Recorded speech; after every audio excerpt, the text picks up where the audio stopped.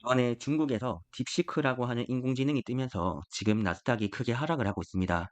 그런데 제가 생각하기에는 이게 악재라고 바라보기에는 조금 어려운 점들이 있어서 왜 그렇게 생각하는지를 조금 말씀을 드려보고자 합니다. 먼저 이번에 나타났었던 이 딥시크라고 하는 중국발 챗 GPT라고 생각을 하시면 돼요. 그런데 이 중국발 챗 GPT가 지금 어떤 식으로 조금 반응을 하고 있냐라고 했을 때 기존에 있었던 미국에서에 있었던 이 GPT라고 하는 것들은 어떤 식의 방향성으로 우리가 교육을 했었냐면 이런 겁니다.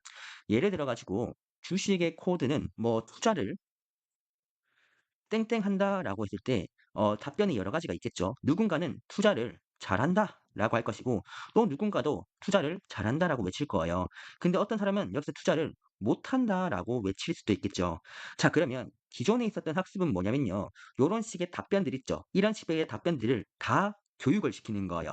이거를 다 교육을 시킨 다음에 여기에다가 가장 많이 나오는 답변이 무엇이니라고 했을 때 지금은 세 가지의 답변을 교육을 시켰는데 잘한다는 답변이 두 개가 나온 거잖아요. 즉 잘한다는 답변이 많이 나왔다면 여기 빈칸에는 뭐가 들어간다? 아, 주식의 코드는 투자를 잘한다라고 이렇게 교육을 했던 게 기존에 있었던 미국에서 있었던 AI 학습 방법이라고 바라보시면 돼요.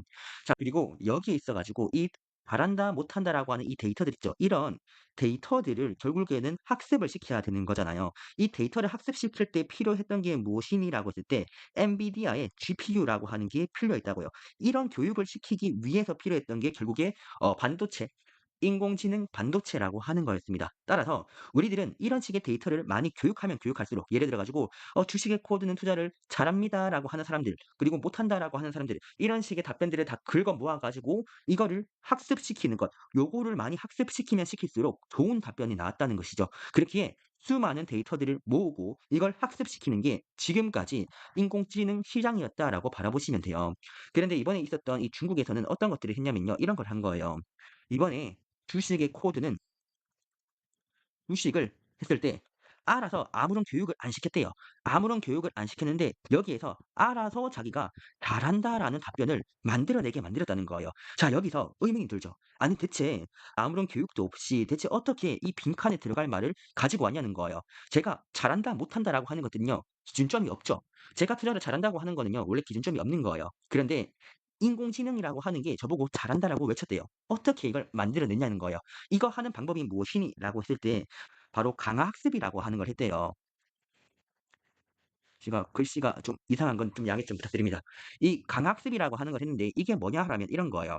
예를 들어 가지고 우리가 교육을 하는 거죠. "야, 우리 투자라고 하는 걸 우리가 교육을 시킬 건데 투자 교육에 대한 어느 정도의 방향성을 쉽게 말해서 최소한의 교육을 시키는 거죠.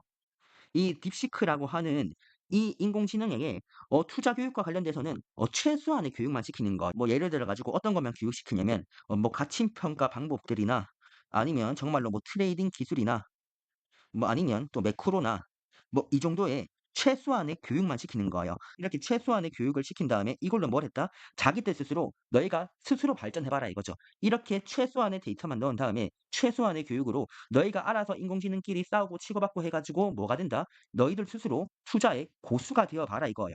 이렇게 투자의 고수가 된 상태에서 이제 저의 계식을 쉽게 말해서 주식의 코드라고 하는 계식을 들여보고 '야, 이 사람은 투자를 잘하니 못하니?' 이거를 판단하는 거예요. 이게 강학습이라고 하는 거예요. 자, 그러면 여기서 혁명이 발생을 하죠. 어떤 혁명이 발생을 하냐면요. 미국에서 있었던 이 AI는요. 어찌 보면 정말로 이런 가치 평가 데이터나 트레이딩 데이터나 매크로 데이터들 있죠. 이거를 정말로 수도 없이 많이 교육을 시켜야지만 정답이 나왔어요. 근데 중국에 있었던 이 딥시크라고 하는 거는요. 강학습을 시킨다고 했었죠. 이 강학습 시킬 때 어떻게 하느냐? 최소한의 데이터만 넣어 가지고 정답을 뽑아내는 거예요. 근데 이 성능이 어느 정도랑 비슷하다? 이번에 챗GPT랑 거의 비슷하다 이거예요. 자, 그러면 한 가지 질문을 드려볼게요. 지금 중국에서 나왔던 이 딥시크라고 하는 모델은요. 쉽게 말하자면요. 최소한의 데이터 있죠. 이 최소한의 데이터로 이렇게 데이터를 넣어 가지고 교육을 시켰더니 야, 그래도 지금 미국 GPT 수준까지는 따라왔다 이거예요. 최소한의 데이터만 넣어 가지고 했을 때. 근데 이 최소한의 데이터 쓸 때 여기에 뭐가 들어가죠? 이때 들어가는 게 미국의 엔비디아 GPU가 들어간다는 거예요. 미국 GPU 여기서 들어가고요. 브로드컴도 여기에서 GPU 들어가고 AMD도 여기에서 다 들어간다고요. 요런 식의 AI 반도체 칩을 통해 가지고 이 데이터들을 최소한의 데이터들 교육을 결국에는 시켜 줘야 되는 거예요. 이 교육은 반드시 시켜 줘야 되는 게 오는 날의 상태라는 거예요. 자 그러면 지금 주식 시장은 왜 하락하느냐라고 물어본다면 답은 간단해요. 야 지금 미국 GPT 수준 만들려고 했을 때 기존에는 뭐 엔비디아 칩이 이거 100 개가 필요했는데 야 이제는 이 엔비디아 칩 한 10 개만 있어도 GPT 수준 만들 수 있으니까 이제 엔비디아 주가 망하는 거 아니냐 요렇게 주장을 하고 있는데 이게 틀린 생각일 가능성들이 높은 게 지금 딥시크에서 말하고자 하는 건 뭐냐면요. 결국에 강화 학습을 시키면 이거 효율이 좋아진다 이거예요. 그러면 여러분들이 생각을 잘 해 보시는 거예요. 지금 강화 학습을 시키면 성능이 아주 좋아진대요. 근데 이때 이 최소한의 데이터가 아니라 그냥 다수의 데이터 있죠. 다수의 데이터를 학습한 다음에 그다음에 여기서 광화 학습을 하면 성능이 훨씬 더 좋아지지 않을까요? 그러니까 지금은 엔비디아 칩 10개 가지고 GPT 수준을 만들어 냈대요. 근데 이거 방법이 뭐다? 강화 학습 덕분에 그렇대요. 자 근데 이 강화 학습은요. 누구나 다 시킬 수 있는 거고 이게 지금 시장이 풀렸어요. 다시 한 번 더 말씀드릴게요. 이 강화 학습은요. 누구나 할 수 있다고요. 그냥 여러분들도 엔비디아 칩을 가지고 와 가지고 강화 학습을 시키면 여러분도 만들 수 있다는 거예요. 자 그러면 미국에 있는 빅테크들 입장에서는 지금 어떻게 해야 되냐면 야 강화 학습을 시키니까 성능이 아주 좋아진다. 그러면 이거 다른 경쟁자들이 먼저 치고 가기 전에 우리가 엔비디아 칩 최대한 빨리 가지고 와 가지고 우리가 강화 학습 시키자. 요렇게 나오겠죠. 근데 지금 시장에서는 어디에만 집중을 하고 있다? 야 엔비디아 칩 쪼끔만 써도 되겠다. 요런 식의 관점으로 가고 있다는 거예요. 자 그러면 지금 시장이 걱정하고 있는 건 결국에는 간단해요. 이 엔비디아에 대한 GPU나 AI 시장이 폭락하는 시점들이 언제냐라고 했을 때는요. 결국에 인공지능이 완성이 되는 거예요. 이 인공지능이 완성이 된다는 건 뭐냐면요. 우리가 어떤 질문을 하더라도 우리가 원하는 값까지 만들어내는 거죠. 그럼 이 정도까지를 다 만들어낼 수 있는 수준의 인공지능이 완성이 되면 그때부터는 엔비디아 칩이 필요 없을 수도 있어요. 근데 지금 이 정도의 원하는 값을 다 만들어낼 정도의 인공지능, 즉 범용 인공지능이 아직까지 만들어지지 않았다고요. 따라서 지금 이번에 나왔던 딥시크라고 하는 이 강학습 파트는요. 우리가 이 인공지능 있죠. 완성용이라고 볼 수 있는 범용 인공지능이 만들어질 이 시점을 땡긴 거예요. 그럼 다시 한번 말할게요. 지금 딥시크라고 하는 게 나왔다는 건 어떤 걸 의미를 하냐면요. 미래에 우리가 완성이 되어 있는 인공지능을 쓰게 될 그 시점을 당겨 준 거예요. 옛날에는 어땠었냐면 옛날에는 우리 터미네이터 같은 인공지능 있죠. 그러니까 우리가 터미네이터 같은 인공지능을 보려면 앞으로 한 10 년은 걸릴 거다라고 생각을 했는데 이번에 이 강화학습 덕분에 어떻게 기대가 되고 있다. 야 10 년일 줄 알았는데 5 년이어도 충분하겠다. 요게 되고 있는 거예요. 자 그러면 야 인공지능 원래 10년 동안 이거 엔비디아가 실적 좋아질 수 있었는데 '에이 이거 5 년밖에 못 팔겠네.' 하면서 엔비디아 가격을 '이거 한 5 년치만 실적 반영하자.' 요 정도 개념이 되고 있는 게 지금 엔비디아 시장이다 바라보면 되죠. 자 그러면 우리가 생각을 해 보자는 거예요. 여기에서 누가 수혜를 볼까요? 결국의 핵심은 이번에 강학습이라고 하는 것 덕분에 이 범용 인공지능이 탄생하기가 좋은 시장이 되어서요. 자 그러면 여러분들이 바라보는 거예요. 범용 인공지능이 완성이 된다라고 했을 때 누가 가장 수혜를 보겠느냐라고 했을 때 결국에 여러분들이 이런 인공지능을 쓰려면 디바이스가 필요하지 않을까요? 쉽게 말해서 여러분들이 좋은 서비스가 나왔대요. 근데 이걸 쓰려고 했더니 휴대폰을 써야 된다는 거예요. 그럼 여러분들이 휴대폰으로 바꾸지 않을까요?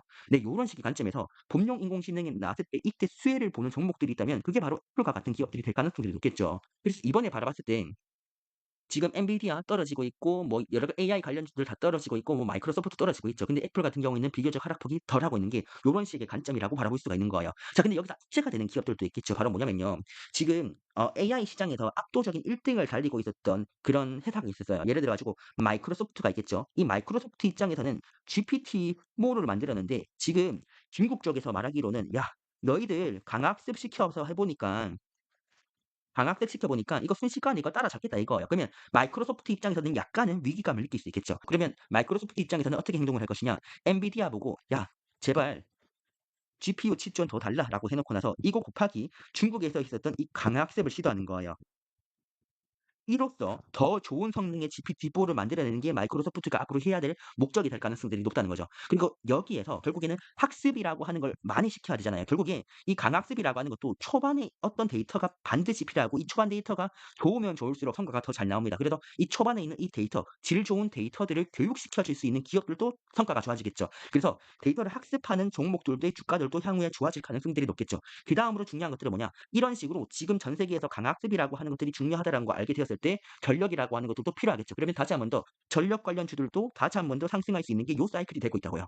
그러면 지금 관점에서 어느 정도 이번에 강학습이라고 하는 이 딥시크 덕분에 악재가 되고 있는 기업들이 어디냐라고 했을 때 지금 소프트웨어를 개발하고 있는 뭐 마이크로소프트 이런 기업들 입장에서는 약간 악재가 될 수가 있을 것이고, 그다음에 AI 칩을 판매하고 있는 엔비디아 같은 것들 있죠. 엔비디아 입장에서도 원래는 이 칩을 한 10년 동안 팔 수 있지 않을까 했는데 이게 한 5년 정도로 줄어들었나?라고 하는 의문점 정도만 생기는 건데, 이게 10년이 아니라 원래 100년일 수도 있는 거잖아요. 그러니까 이 범용 인공지능을 만들어내려면 앞으로 100년이 걸릴지 10년이 걸릴지 모르는 거예요. 그래서 이 범용 인공지능이 만들어진다는 이 시점 자체가 조금 땡겨줬다 이 정도인 거지, 이게 범용 인공지능이 만들어진다라고 하는 그 시점이 보일 때 원래 엔비디아 주가는 폭락하는 거예요. 근데 지금 바라봤을 때 아직 GPT나 딥시크 가지고 이게 범용 인공지능이 만들어졌다, 요걸 바라보기에는 어렵다는 거죠. 그렇다면 지금의 시장의 하락들은 폭락장을 구조적으로 만들어낼 요인보다는 조정장이 될 가능성들이 높다는 겁니다. 왜냐? 이 지금 포인트에서 핵심 본질은 뭐다? 그냥 효율 좋게 교육을 시킬 수 있다 이 포인트인데, 기업들 입장에서는 이 효율이 좋다는 것들을 알게 된다면 여기 곱하기 해서 데이터도 많이 넣어 가지고 누구보다 빠르게 1 등을 차지하려고 할 거예요. 여기에서 수혜 보는 종목들만 찾아내면 돼요. 여기에서 수혜를 보는 종목들이 무엇이 있느냐라고 했을 때 제가 보기에는 온 디바이스가 조금 더 수혜를 볼 가능성들이 높다라고 볼 수 있고, 여기에서 대장주 같은 경우에는 뭐 애플이나 아니면 나머지 기업들도 꽤 있겠죠. 그리고 첫 두 번째로는 학습 데이터 관련주, 학습 데이터를 교육시킬 수 있는 기업들의 주가들도 상승할 수가 있고, 전력도 조금은 최근에 많이 올랐지만 전력도 다시 한 번 더 치고 갈 수도 있겠죠. 그리고 여기에서 차별적으로 조금 싸게 이제 반도체를 판매하는 회사가 있는데 브로드컴도 이런 식의 관점이라면 조금 저렴하게 우리가 반도체를 팔아볼까 하는 관점에서 브로드컴도 주가가 많이 하락한다면 나쁘지 않을 가능성들도 꽤 있다라고 생각을 합니다. 타픽 같은 경우에는 지금 관점이라면 애플 쪽이 향후에는 약간은 수혜를 보지 않을까 싶어 가지고 저 같은 경우에는 주어담지 않을까 요런 식의 생각을 가지고 있습니다. 조금 더 관련된 내용들 같은 경우에는 제가 정리를 한 다음에 멤버십 영상이랑 그다음에 멤버십 커뮤니티 게시글들에다가 제가 어떤 종목들을 매매할지에 대해서 코멘트 남겨 드리도록 하겠습니다.